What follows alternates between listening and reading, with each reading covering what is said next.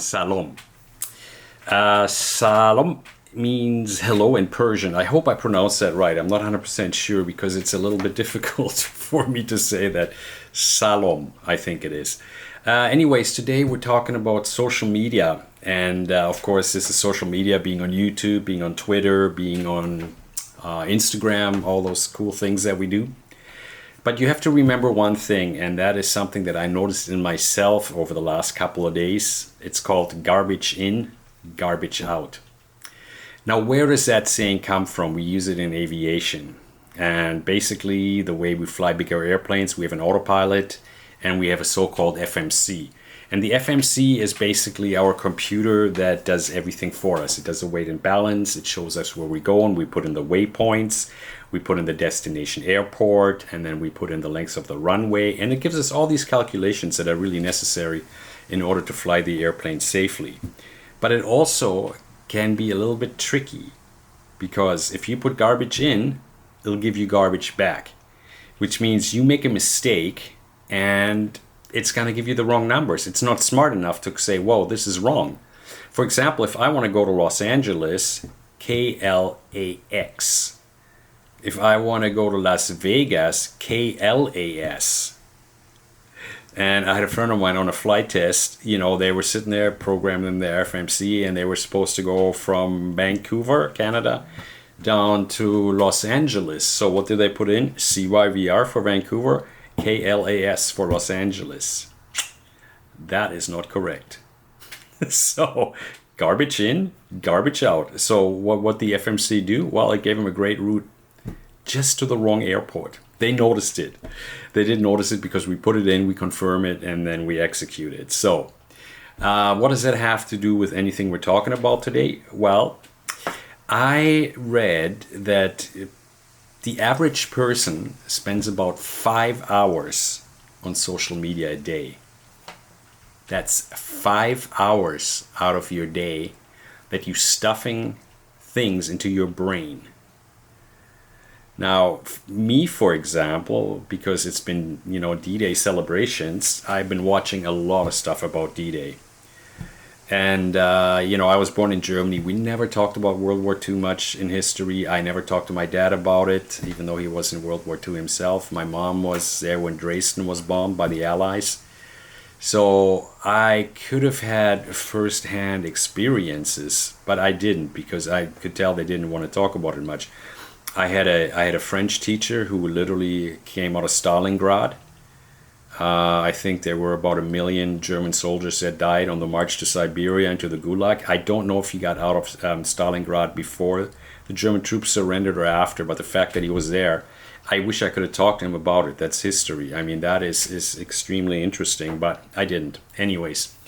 So I've been stuffing my brain, so to say, with a lot of videos about Stalingrad, lots of D-Day stuff, lots of pictures of D-Day. And I got to be honest, my mind has not been very good, because all those images and all those videos really affected me over the last couple of days. It affected my thinking, it affected my sleep, and it affected my mood. And I couldn't figure it out for a while. I was like, well, why am I so tense? You have the fight or flight. That's what we all have. We're either going to go fight or we're going to run. That is it, fight or flight response. And I seem to be constantly in the fighting response. I was tense everywhere I go. No, people didn't do it right. I was driving. The guys in front of me wasn't driving right. And I wanted almost a confrontation with him. So it was basically my PTSD was back to a certain degree. I didn't sleep well. I had nightmares. I had just an overall general feeling of being chased, persecuted, if you want to say. So yeah, and so I really sat down and I analyzed and I thought about it, and it finally all made sense. And the way it made sense to me is, I remember, gosh, this is probably about 15 years ago. I had a neighbor where I lived, and he used to play, I can't remember, it was Call of Duty or Battlefield or some fairly violent shooters. And he had a son and the son was about, I think, about 5 years old at the time, and he let his son watch him play before the son went to bed. And then he couldn't figure out why his son had a stomach ache in the morning and didn't want to go anywhere. His son had nightmares. He was screaming at night, and he just couldn't figure out why. And so he told me this story, and I said, "You let your son watch those violent games while you play just before he goes to bed? He's 5 years old. You shouldn't be doing that." And then I think it slowly dawned on him, and he goes, "Oh, maybe that's what it is," and that's what it was. So he stopped letting him watch, while he played, and his nightmares went away, his stomach ache went away, and the kid wanted to go to school again. So the reason what I'm saying is garbage in, garbage out. Now, how many people use social media respectfully or use it in a positive way? I mean, I catch myself scrolling through YouTube, watching stuff I really have, to be honest, not that much interest in. But I watch it. Why do I do that? It's the same with Instagram, the pictures, the videos. I mean, I don't think I spend 5 hours a day on it, but I definitely spend time on it. Let's put it that way. And so I want to actually find out how much time I spend on it. And I think in the near future, I should actually monitor my amount of what I watch and the topics that I watch. Now, I used to use YouTube mainly, how do I, and then fix my whatever. I used it just now because our water tank is making weird sounds, and I guess there's a lot of sediment in the bottom. So I wanted to figure out, how do I drain a water tank, clean it out. So my major YouTube use is how do I, or how to. But you always, the algorithm or whatever, that always brings up something else. And so, of course, then you go, "Ooh, what's this?" You got the next click going, and the next, and then next thing you know, half an hour is gone, and we're watching something about the Amazon, which might be educational, but it has nothing to do with a water tank, as far as I can tell. And at what point do you stop? If you have the day off, if you have the afternoon off, sure, you're just piling in those videos. But what is it doing to you? What is it doing to your mood, your overall feeling, your emotions? Now remember, emotions, the things most people are not in touch with, energy in motions, emotions. And what are those videos doing when you get off your desk or when you get out of bed? Lots of people watch in bed. Now that's something I never ever do. I have an iPad, it's old, I don't use it much, but I see a lot of people, in the bed with their iPad watching YouTube before they go to sleep. And that's another thing we should talk about sometime. But is it really something that is productive for your emotions? Are you watching something educational? Are you watching something funny? Or are you watching stuff that really isn't 100% appropriate, and you know it, but yet you still watch it? And I know we're all adults here, okay? We should know better, but of course it goes into all sorts of different situations. And that is one thing I want to kind of work on with people, and including myself maybe, to kind of watch the watcher. I made an experiment. I think it was about 2 or 3 years ago. I didn't read the news for a month. Literally, news blackout. Wouldn't watch CNN.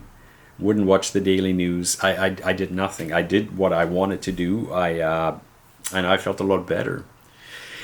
On the other hand, I felt disconnected in a certain way, that I didn't know what was going on in the world. Now, by knowing what's going on in the world, is that going to change me though?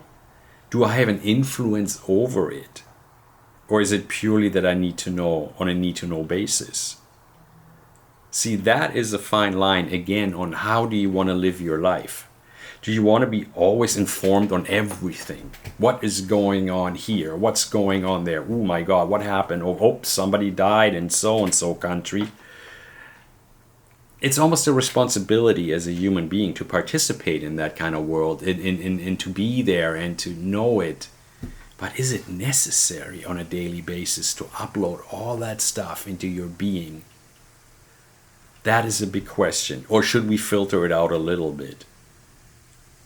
I am not looking forward to the election in the United States, even though I don't live there. I watch it and I get extremely upset about it, about politics. I don't like politics, but I do watch it. But this time, I think the election in I guess November, I already decided not to watch it, not to read about it, and whoever wins wins, and it doesn't affect me because I don't even live in the States.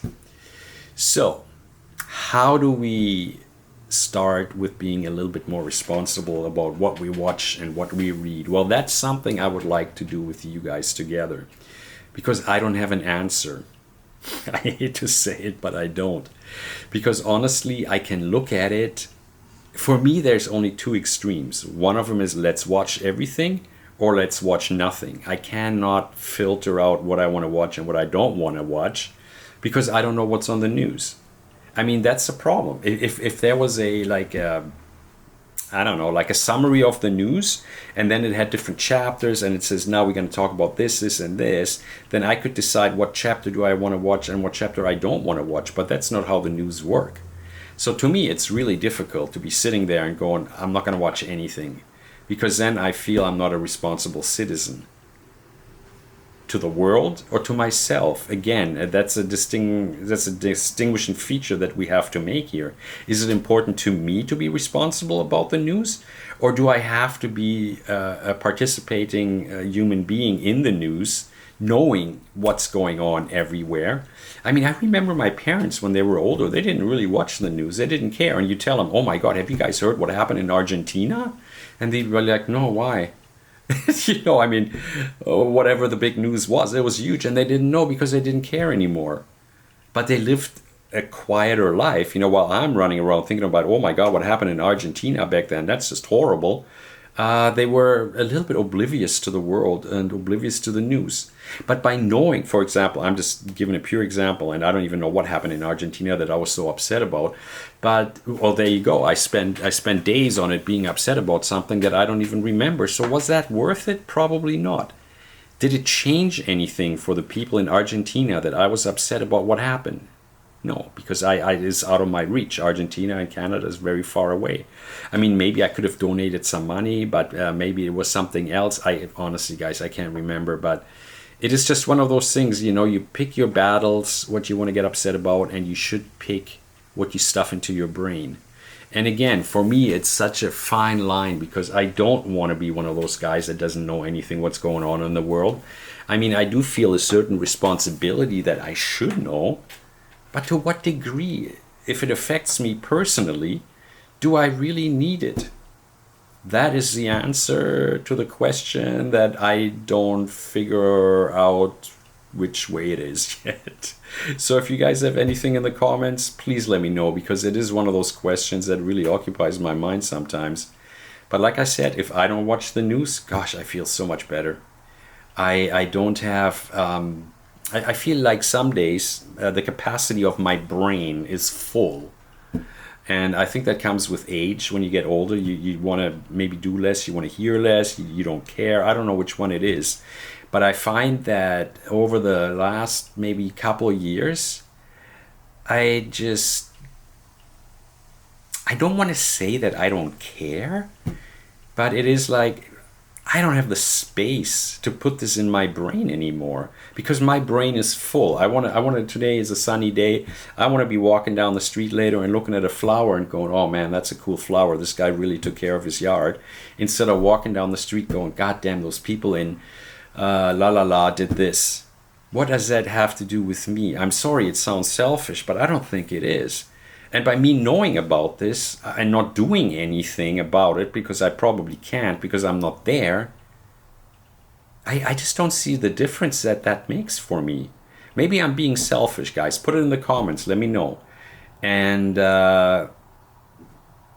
just remember, garbage in, garbage out. And that is such a great saying. And you can apply that to a lot of things. You can apply that to conversations that you have with your coworkers. You can apply that to conversations you have with your family. There's topics, are they really worth picking a battle for? Because if you're bringing up something from 10 years ago that's done, why do you still want to talk about it? You're talking about a garbage thing that happened 10 years ago, garbage in, and then you're gonna, you know, everybody's gonna get upset. You're gonna have a fight over dinner while the garbage just came back. And is that worth it? Is that really worth it just to make a point? To be saying, well, you said 10 years ago, or you said 3 days ago. Again, pick your battles. But the main thing to do, guys, is try to focus your mind on something positive. Try to just narrow down your time on social media maybe a little bit, or just be really selective on what you, why do people watch TikTok for hours? I don't watch Instagram for hours. I mean, I go on there and maybe, you know, spend 5 minutes while I'm watching TV, honestly, and that's it. YouTube, a little bit of a different thing now, but yeah, it's not over the edge. I haven't, for example, I've never been in the rabbit hole like so many people say, where you watch one video, it leads to the next and the next, and then, like I said, you're off topic. Well, I have been, let's be honest, a little bit in the rabbit hole, but not as deep as some other people that I know who can literally, you know, start with one video and you know, hours or days later be just all over the moon with something else. So how do I go from, you know, fixing my squeaking water tank to if the earth is flat or not? You can only do that on YouTube, I think. And by the way, the earth is not flat. I'm sorry. But I hope I see you guys later. If you like the video, please subscribe, give it a like, and we shall see you on the next topic. Thank you.